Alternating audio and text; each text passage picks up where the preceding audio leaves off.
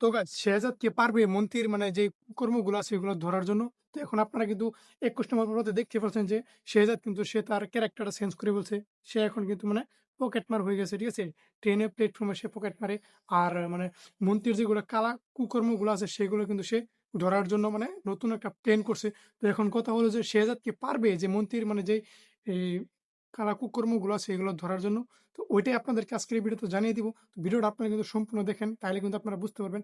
আর না হয় কিছু বুঝতে পারবেন না।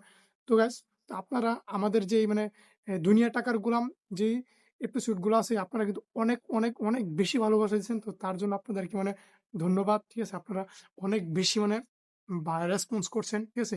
প্রত্যেকটা ভিডিওতে প্রায় ৩ ৩ করোড় উপরে মানুষ মানে দেখছে, এভারেজ ৩ করোড় উপরে মানুষ দেখছে। তো এমনভাবে আপনারা ভালোবাসা দিতে থাকবেন। ঠিক আছে? তো এখন আপনাদেরকে মানে আমরা জানিয়ে দিব যে অ্যা শেহজাদ কি পারবে তার মানে এই মন্ত্রীর যেই কুকর্মগুলো আছে এগুলো ধরার জন্য? তো গাইস হ্যাঁ, অ্যাকচুয়ালি কিন্তু শেহজাদ সেটা পারবে। কারণ শেহজাদ বলে কথা, সে এটা পারবেই। ঠিক আছে? ওর যে মানে attitude যে পার্সোনালিটি, তো আপনারা দেখতেই পাচ্ছেন তার কি এমন পার্সোনালিটি, কি এমন attitude গুলো আছে। ঠিক আছে?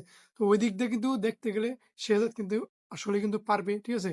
মন্ত্রীকে কিন্তু সে ধ্বংস করে দিবে। তো আপনারা পরবর্তী যেগুলা পর্ব আছে, ঠিক আছে? আর ২-১ টা পর্বতে আপনারা দেখতে পারবেন যে সে মন্ত্রীরে কিন্তু সে ধ্বংস করে ফেলছে। মন্ত্রীর যেগুলা মানে কুকর্ম আছে সবগুলো কিন্তু সে ধরে ফেলছে। ঠিক আছে? সবগুলো কিন্তু সে প্রকাশ করে দিবে। ঠিক আছে? তো আশা করি বুঝতে পারছেন।